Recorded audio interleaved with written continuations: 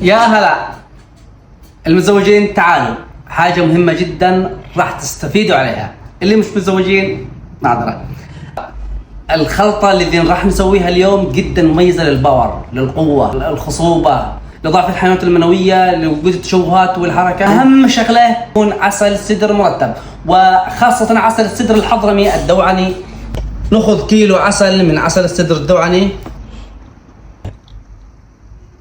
عسل السدر الدوعني يعطي نتائج جدا مفيدة وقوية لهذه الأمور، وكثير ناس استفادوا عليها.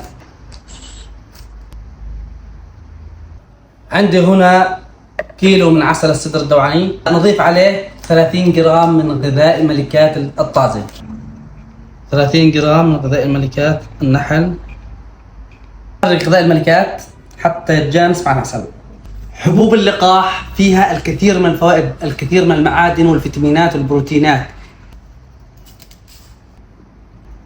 هاي عشبة مهمة جدا وهي الاشوكندا، تحسن مزاجك.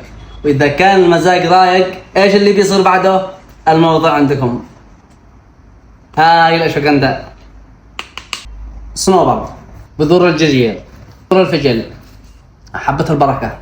هاي مجموعة أعشاب يمنية السرهان، أفضل أنواع الأعشاب اليمنية المقوية للتستوستيرون.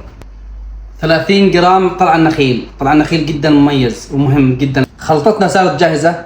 طريقة الاستخدام: إذا تشتيها للنشاط، للطاقة، للباور، للدوام، للخمول، للكسل، معلقة صغيرة الصباح. أوكي، حتى للجيم ممتازة.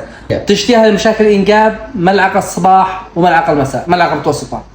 إذا تشتيها للعلاقة، ملعقة كبيرة قبلها بساعتين أو حتى 3 ساعات. وعليكم بالعافية.